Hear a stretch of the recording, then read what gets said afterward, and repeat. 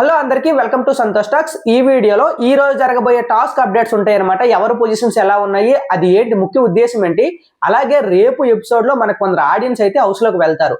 వాళ్ళ వల్ల పవన్ కళ్యాణ్ అండ్ తనూజాకి జరిగే కష్టాలు ఏంటి, లేకపోతే దాని నుండి వాళ్ళు ఏమైనా రికవర్ అయ్యి మంచి అవుట్పుట్ వస్తుందా రాదా, ఎలాంటి సెక్టర్ ఆఫ్ ఆడియన్స్ వెళ్తారు, ఏం క్వశ్చన్స్ అడుగుతారు అనేది మొత్తం మాట్లాడతాం. వీడియోని లాస్ట్ వరకు చూడండి. అలాగే వీడియోని అయితే లైక్ చేసేయండి. మీరు ఎప్పుడు లైక్ చేసినట్టే పక్కన హైప్ అనే ఆప్షన్ ఉంటుంది. హైప్ పాయింట్స్ ఇస్తే వీడియో ఎక్కువ మందికి రీచ్ అయ్యి కొంచెం బూస్ట్ ఉంటుంది అనమాట. హైప్ ఇవ్వండి. ఇంక విషయానికి వస్తే ఈ రోజు టాస్క్ అనేది ప్రతి సీజన్ లో జరిగేది అనమాట.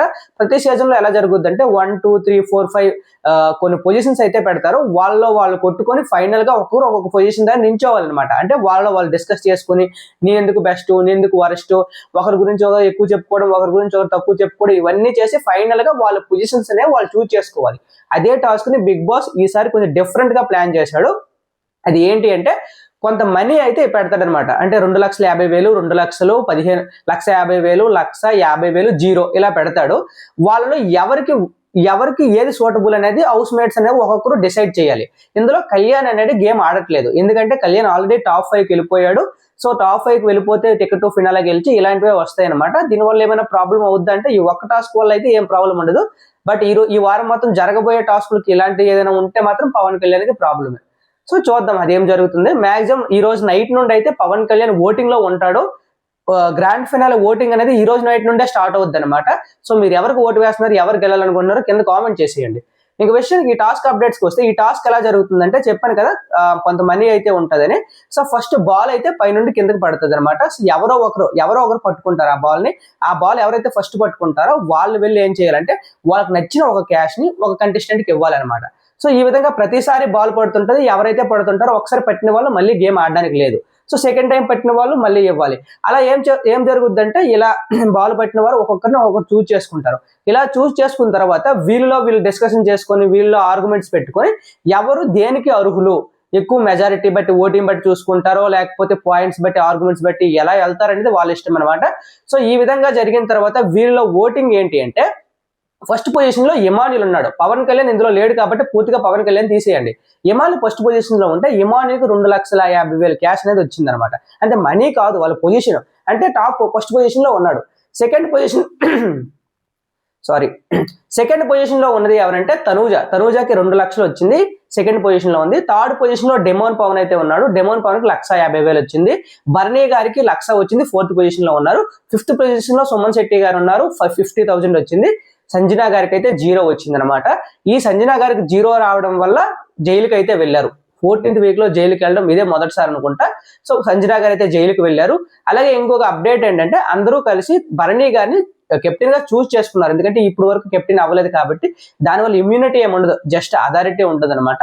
సో ఇది వాళ్ళ పొజిషన్స్, హౌస్ మేట్స్ ఇచ్చిన ఆర్డర్. ఆ ఫైనల్ పొజిషన్ అనేది ఎలా ఉంది, మీ పొజిషన్ ఏంటంటే కింద కామెంట్ చేయండి. అందుకే నేను చెప్పాను కామెంట్ లో తనూజా కంటే ఇమాన్యుల్ బెస్టా అంటే వాళ్ళ హౌస్ మేట్స్ పరంగా బెస్టే. బయట కూడా కొన్ని పర్ఫార్మెన్స్ పరంగా కానీ టాస్కుల పరంగా కానీ ఒక్కొక్క సెక్టర్ ఆఫ్ దీనిలో ఇమాన్యుల్ బెస్ట్ ఉన్నాడు, కొన్ని సెక్టర్ ఆఫ్ దీనిలో తనూజా బెస్ట్ ఉంది. దాన్ని మీరు ఓట్స్ ద్వారా ప్రూవ్ చేయాలన్నమాట ఎవరు బెస్ట్ అనేది. ఇంకా విషయానికి వస్తే ఆడియన్స్ అనే వాళ్ళు రేపు వస్తారు, అంటే ఈ రోజు నైట్ వస్తారు, మనకి రేపు టెలికాస్ట్ అవుతుంది. ఎలాంటి ఆడియన్స్ వస్తారు, దీనివల్ల పవన్ కళ్యాణ్ అండ్ తనూజాకి జరిగే ఇంపాక్ట్ ఏంటి అంటే 2 సెక్టర్ ఆఫ్ ఆడియన్స్ ఉంటారు. ఎలా అంటే పవన్ కళ్యాణ్ గెలవాలనుకునే ఆడియన్స్ కొందరు ఉంటారు, తనూజ గెలవాలనే ఆడియన్స్ కొందరు ఉంటారు. ఇంకొకరు ఎలా ఉంటారంటే పవన్ కళ్యాణ్ ని గెలిపించడానికి నేను అడిగే క్వశ్చన్స్ ఏ విధంగా ఇంపాక్ట్ చేస్తాయి అనే విధంగా ఆలోచిస్తారనమాట. ఫస్ట్ ఆఫ్ ఆల్ ఏంటంటే పవన్ కళ్యాణ్ బ్యాట్ చేయడానికి, అంటే ఇప్పుడు తనూజ ఫ్యాన్స్ ఉన్నారు ఫర్ ఎగ్జాంపుల్, పవన్ కళ్యాణ్ కి బ్యాట్ చేయాలనుకున్నారు అనుకో, పవన్ కళ్యాణ్ కి కొంచెం తెకమక పెట్టే క్వశ్చన్స్ అడుగుతారన్నమాట. ఎలాంటి క్వశ్చన్స్ అంటే నువ్వు ఏడుస్తున్నావు కదా, అవి ఫేక్ డ్రామానా, ఫేక్ ఎమోషన్సా, ఇలా అడిగే అవకాశం ఉంది. అలాగే ప్రతి సిచ్యువేషన్స్ లో అంటే ఏమైనా బ్యాక్ బిచ్చింగ్ చేసింది, ఏమైనా వర్డ్స్ ఉన్నా అవి తీసుకొచ్చి నువ్వు ఎందుకు ఇలా చేసావు అని వాళ్ళ మధ్యన వాళ్ళకే పొల్ల పెట్టే అవకాశం ఉంటుంది అనమాట. అది రివర్స్ ఆడియన్స్ చేస్తారు. బెటర్ పొజిషన్ కోసం ఎలా చేస్తారంటే కొందరు, ఇప్పుడు పవన్ కళ్యాణ్ ఏమైనా బయట నెగిటివ్ అవుతుంది అనుకో, లేకపోతే తనూజాది ఏమైనా బయట నెగిటివ్ అవుతుంది అనుకో, దాన్ని క్లారిఫై చేయడానికి కూడా క్వశ్చన్స్ అడిగే అవకాశం ఉంది. సో ఇలాంటి సెక్టర్ ఆఫ్ ఆడియన్స్ వల్ల ఏమవుతుందంటే వాళ్ళు ఇచ్చే ఆన్సర్స్ అనేవి మంచిగా ఉంటే ఆడియన్స్ కి రీచ్ అవుతుంది. ఏమైనా తెగమగ్గా మాటలు మార్చినట్టుంటే వాళ్ళకి ఆ ఎపిసోడ్ బ్యాడ్ అయ్యే అవకాశం ఉందన్నమాట. మాక్సిమం నాకు తెలిసి తనూజాకి అడిగే క్వశ్చన్స్ ఎలా ఉంటాయి తెలుసా, పవన్ కళ్యాణ్ ఫ్యాన్స్ కానీ వేరే ఫ్యాన్స్ కానీ, మీరు మొన్న ముద్దమందారం సీరియల్లో వాళ్ళు వచ్చేటప్పుడు ఆ ఏడ్చారు కదా, ఏడ్చిన వెంటనే మళ్ళీ నవ్వారు, అది ఫేక్ ఏడుపా, సీరియల్ యాక్టింగ్ చేస్తున్నారా, లేకపోతే మీరు ఇప్పటి వరకు ఎవరు హెల్ప్ చేయలేదు అంటున్నారు కదా, మరి ఇప్పటి వరకు వాళ్ళు చేసింది ఏంటి అంటే ఈ విధంగా క్వశ్చన్స్ అడిగే అవకాశం ఉంది తనుజ గారికి. పవన్ కళ్యాణ్ కూడా అడిగే క్వశ్చన్స్ ఎలా ఉంటాయంటే, మీరు మిలిటరీని సింపతి కోసం తీసుకొస్తున్నారా, ఒకవేళ బిగ్ బాస్ అవకాశం ఇస్తే అంటే బయట ఏంటి డిస్కషన్ జరుగుతున్నాయో ఆ పాయింట్స్ మీద వాళ్ళకి అడిగే అవకాశం ఎక్కువగా ఉందన్నమాట. దానివల్ల ఏమవుతుందంటే వాళ్ళు ఇచ్చే ఆన్సర్స్ అనేవి స్ట్రాంగ్ గా ఉంటే ఆడియన్స్ లో పైకి వెళ్ళిపోతారు. వాళ్ళు ఇచ్చే ఆన్సర్స్ అనేవి కొంచెం బ్యాడ్ గా ఉన్నాయనుకో, అంటే మాటలు మార్చినట్టు ఏమైనా కవర్ చేస్తున్నట్టు ఉంటే కొంచెం ఆడియన్స్ లో బ్యాడ్ అయిపోతారు అనమాట. దీనివల్ల వాళ్ళు విన్నర్ కి ఎఫెక్ట్ అయ్యే అవకాశం ఉంది. అందువల్ల వాళ్ళు ఎంత జాగ్రత్తగా ఎంత మెచ్యూర్డ్ గా ఆన్సర్స్ ఇస్తే వాళ్ళకి అంత బెస్ట్. ఎంత తక్కువ క్వశ్చన్స్ వచ్చినా అంతే బెస్ట్. వాళ్ళకే కాదు ఇమాన్యుల్ అండ్ డెమోన్ పవన్ కూడా అంతే. డెమోన్ పవన్ కూడా రీతు చౌదరి మీద ఇలాంటి ఎక్కువ క్వశ్చన్స్ అడిగే అవకాశం ఉంది. దానివల్ల వాళ్ళ మైండ్ కూడా కొంచెం డిస్టర్బ్ అయ్యి నెక్స్ట్ వీక్స్ లో కొంచెం నెక్స్ట్ రోజుల్లో వాళ్ళు ఆడే గేమ్స్ లో కూడా ఇంపాక్ట్ అవుతుంది అనమాట. ఎందుకంటే ఆడియన్స్ డైరెక్ట్ గా ఇంటరాక్ట్ అయినప్పుడు వాళ్ళు అడిగినవన్నీ బయట జరుగుతున్న విషయాలనేది వాళ్ళకి ఆల్రెడీ అర్థమైపోద్ది. దానివల్ల వీళ్ళు ఓటింగ్ అనేది ఇంపాక్ట్ అయ్యే అవకాశం ఉంది. కాబట్టి చూద్దాం ఏం జరుగుతుందో. మనకి ఇంకా వాళ్ళ ఆడియన్స్ లోపలికి వెళ్ళలేదు. వెళ్ళిన తర్వాత ఏ క్వశ్చన్స్ అడిగారు, ఎవరు ఎలా రియాక్ట్ అయ్యారని మనకి అప్డేట్ రాగానే మన ఛానల్లో ఇస్తాను. సో వీడియోని అయితే లైక్ చేసి ఛానల్ అయితే సబ్స్క్రైబ్ చేసుకొని గంట సింబల్ మీద క్లిక్ చేయండి అనమాట. వేగంగా వస్తాయి అప్డేట్స్.